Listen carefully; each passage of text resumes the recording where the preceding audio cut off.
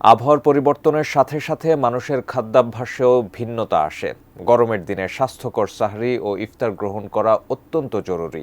রোজার সময় শরীরের সুস্থতা ও শক্তি বজায় রাখতে পুষ্টিকর ও সুষম খাবার খাওয়া নিশ্চিত করা প্রয়োজন। অস্বাস্থ্যকর ইফতার বিভিন্ন স্বাস্থ্য সমস্যার কারণ হতে পারে, যা রোজার সময়কালে শারীরিক দুর্বলতা বাড়িয়ে দিতে পারে।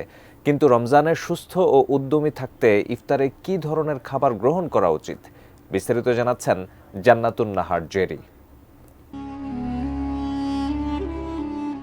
ইফতারের ছোলা খাওয়া যেন বাংলাদেশে একটি ঐতিহ্যে পরিণত হয়েছে। ছোলা খাওয়ার পেছনে শুধু স্বাদ নয়, পুষ্টিগুণও রয়েছে। আর এতে রয়েছে প্রোটিন, ফাইবার, যা রোজার ক্লান্তি দূর করতে এবং শরীরকে শক্তি দিতে সাহায্য করে। এটি হজমে সহায়ক ও দ্রুত শক্তি যোগায়। ছোলায় মাংস বা মাছের সমপরিমাণ আমিষ থাকে, যা বিভিন্ন ডাল, ভাজি বা বেসন হিসেবে খাওয়া যায়। প্রতি 100 গ্রাম ছোলায় প্রায় 17 গ্রাম প্রোটিন, 64 গ্রাম কার্বোহাইড্রেট ও 5 গ্রাম ফ্যাট থাকে।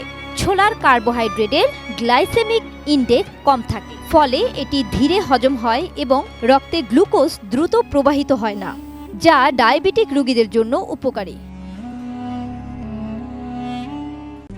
RICL TMX, যুগের পর যুগ স্থাপনা থাকে মজবুত। প্রোটিন, কার্বোহাইড্রেট ও ফ্যাট ছাড়া ছোলায় বিভিন্ন ভিটামিন এবং মিনারেল উপাদানও রয়েছে। প্রতি 100 গ্রাম ছোলায় ক্যালসিয়াম প্রায় 200 মিলিগ্রাম, লৌহ 10 milligram, vitamin A 190 microgram, vitamin B1, B2, phosphorus এবং ম্যাগনেসিয়াম পাওয়া যায়, যা শরীরের জন্য প্রয়োজনীয়।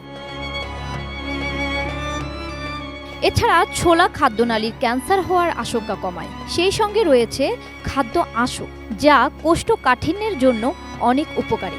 নিয়মিত ছোলা খেলে খাদ্যনালীতে ক্ষতিকর জীবাণু থাকতে পারে না, আর ছোলা দীর্ঘক্ষণ ধরে শক্তির যোগান দেয় শরীরে।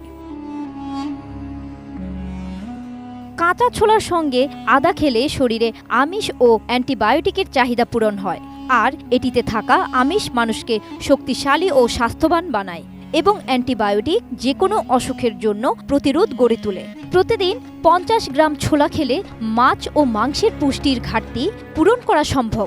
তাই ইফতারে ছোলা খেলে গোস্ত, মাছ বা ডিমের সমপরিমাণ পুষ্টি শরীরে প্রবাহিত হয়।